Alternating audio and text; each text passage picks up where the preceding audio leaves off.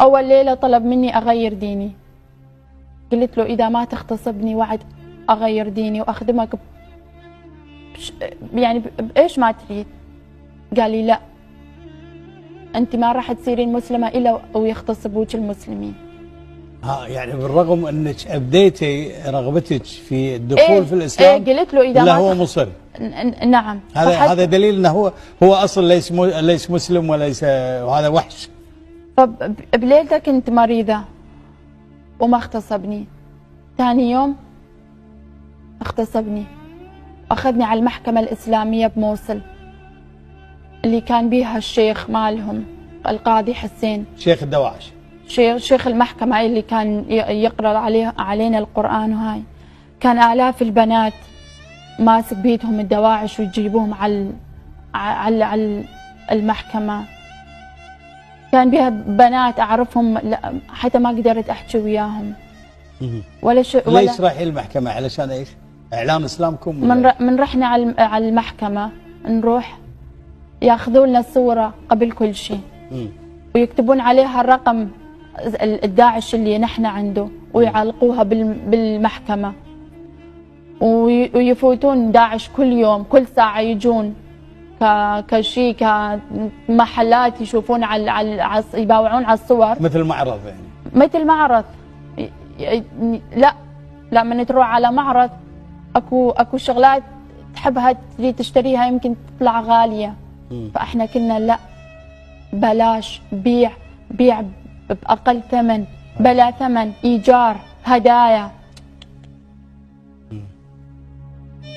بعدين بعد السورة كان يقرأ علينا القرآن القاضي حسين ويجبرنا أنه ننطي الشهادة. بعدها أخذني داعش، بقيت عنده أسبوع بهاي الحالة.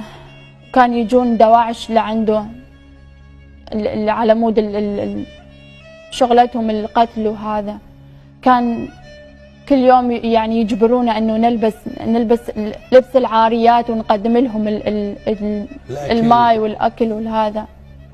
ما تحملت هذا الشيء. نبهني اول يوم انه اذا اهرب راح يسوي بي شيء كبير، بس ما قال لي شنو.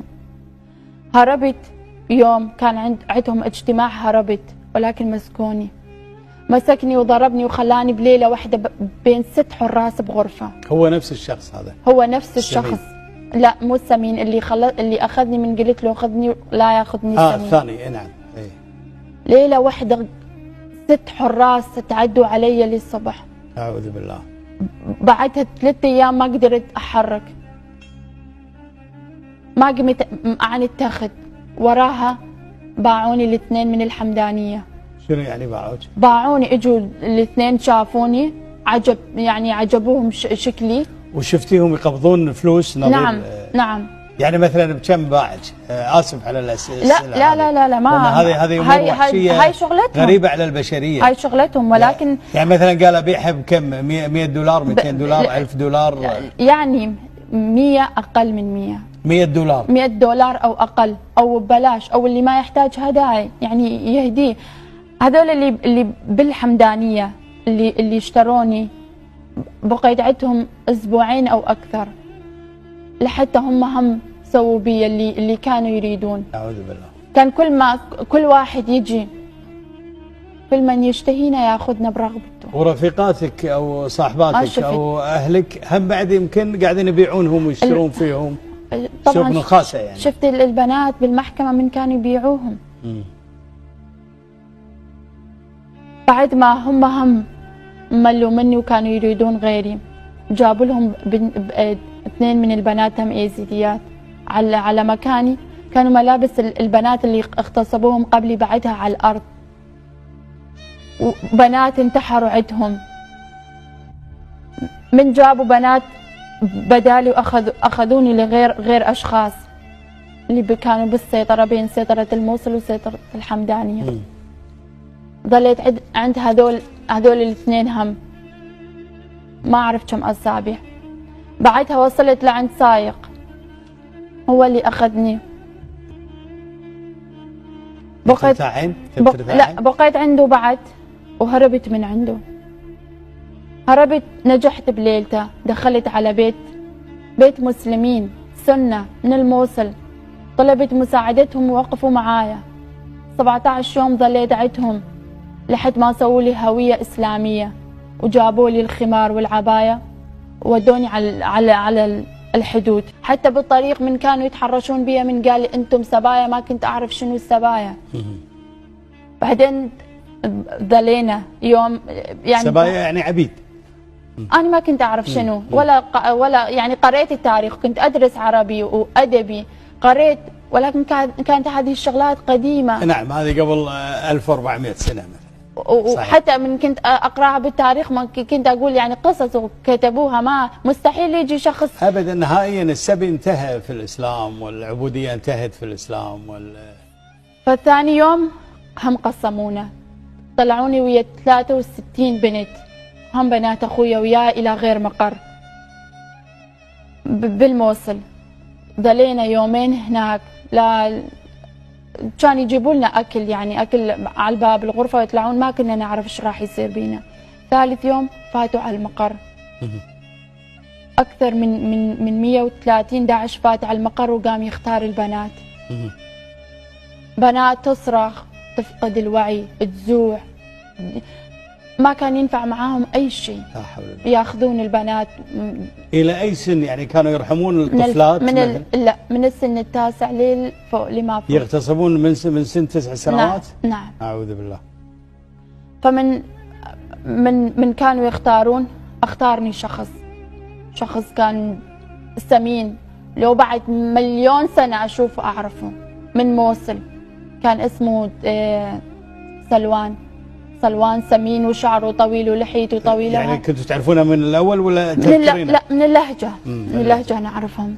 قال لي انت قومي واختارني، اني صرخت وما رحت وياه لان كان شخص سمين واكبر مني ومن ابويا. قلت له ما اجي وياك. اخذني بالزور، نزلني لجوا. من نزلني شفت شخص كان بالمقر، ما شفت شكله، شفت رجله، ترجيت منه انه هو ياخذني يخلصني من السمين. فمن هو اخذني على المقر. كان قائد عسكري تدعى بحج سلمان. نعم. قائد عسكري إلهم.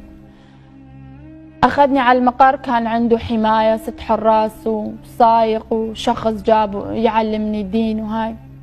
اول ليله طلب مني اغير ديني. قلت له اذا ما تغتصبني وعد اغير ديني واخدمك يعني بايش ما تريد. قال لي لا، انت ما راح تصيرين مسلمه الا ويغتصبوك المسلمين. يعني بالرغم انك ابديتي رغبتك في الدخول في الاسلام، قلت له اذا لا ما هو مصر. نعم. هذا دليل انه هو اصلا ليس مسلم وليس، وهذا وحش. فبليلته كنت مريضه وما اغتصبني. ثاني يوم اغتصبني، اخذني على المحكمه الاسلاميه بموصل اللي كان بيها الشيخ مالهم القاضي حسين، شيخ الدواعش، شيخ المحكمة اللي كان يقرأ علينا القرآن. وهاي كان آلاف البنات ماسك بيدهم الدواعش ويجيبوهم على المحكمة. كان بيها بنات أعرفهم حتى ما قدرت أحكي وياهم ليش رايحين المحكمة؟ علشان إيش؟ إعلان إسلامكم؟ من رحنا على المحكمة نروح ياخذوا لنا صورة قبل كل شيء ويكتبون عليها الرقم الداعش اللي نحن عنده ويعلقوها بالمحكمة، ويفوتون داعش كل يوم، كل ساعة يجون كشيء كمحلات يشوفون يباوعون على الصور مثل معرض. يعني مثل معرض. لا من تروح على معرض اكو شغلات تحبها تريد تشتريها يمكن تطلع غالية. فاحنا كنا لا، بلاش، بيع بأقل ثمن، بلا ثمن، إيجار، هدايا.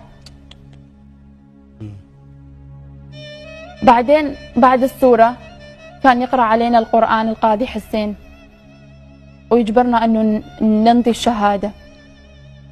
بعدها أخذني داعش، بقيت عنده أسبوع بهاي الحالة. كان يجون دواعش لعنده اللي على مود شغلتهم القتل وهذا. كان كل يوم يعني يجبرونا انه نلبس لبس العاريات ونقدم لهم الماء والاكل والهذا. ما تحملت هذا الشيء. نبهني اول يوم انه اذا اهرب راح يسوي بيا شيء كبير، بس ما قال لي شنو. هربت يوم كان عندهم اجتماع، هربت ولكن مسكني وضربني وخلاني بليله واحده بين 6 حراس بغرفه. هو نفس الشخص هذا؟ هو نفس الشخص. لا مو السمين اللي اخذني من قلت له خذني لا ياخذني السمين. الثاني نعم. ايه ليله واحده 6 حراس تعدوا علي للصبح. اعوذ بالله. بعدها 3 ايام ما قدرت احرك، ما قمت عن التخت. وراها باعوني الاثنين من الحمدانيه. شنو يعني باعوك؟ باعوني، اجوا الاثنين شافوني عجبوهم شكلي. وشفتيهم يقبضون فلوس نظير؟ نعم نعم. يعني مثلا بكم باعك؟ اسف على الاسئله. لا ما هذه امور وحشيه، هاي شغلتهم غريبه على البشريه. هاي شغلتهم. ولكن يعني مثلا قال ابيعها بكم؟ 100 دولار 200 دولار 1000 دولار؟ يعني 100 اقل من 100. 100 دولار 100 دولار او اقل او ببلاش، او اللي ما يحتاج هدايا يعني يهديه.